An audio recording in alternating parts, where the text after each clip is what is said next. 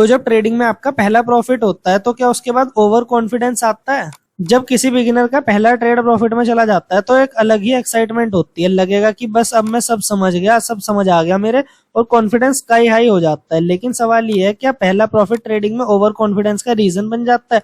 चलिए इस टॉपिक को होनेस्टली समझते हैं। पहला profit is equal to emotional high होना।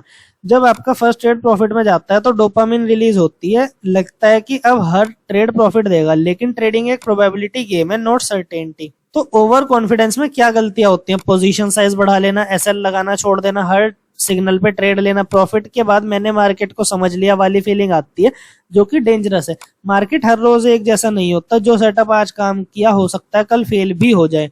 प्रॉफिट एक बार मिलना इज इक्वल टू सक्सेस नहीं होती, कंसिस्टेंसी होना जरूरी है।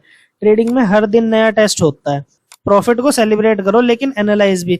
अपने विनिंग ट्रेड का रीजन समझो, क्या वो सेटअप था या लक था?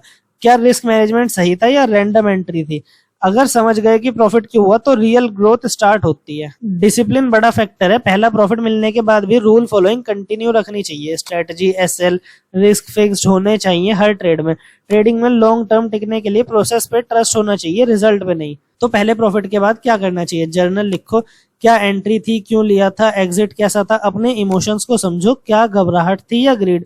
बैक टेस्टिंग कंटिन्यू रखो, रियल कैपिटल इंक्रीज मत करो तुरंत। तो अब हम आ जाते हैं कंक्लूजन पर। ट्रेडिंग में पहला प्रॉफिट मिलना मोटिवेशन देता है, लेकिन अगर उसके बाद आप ओवर कॉन्फिडेंट हो गए तो वही प्रॉफिट आपका सबसे बड़ा लॉस बन सकता है। स्मार्ट ट्रेडर वही है जो प्रॉफिट के बाद भी सेम डिसिप्लिन मेंटेन रखता है। तो आपका पहला प्रॉफिट कब मिला था और आपने उसके बाद क्या फील किया? कमेंट करके अपना एक्सपीरियंस जरूर शेयर करना। तो आज के लिए इतना ही।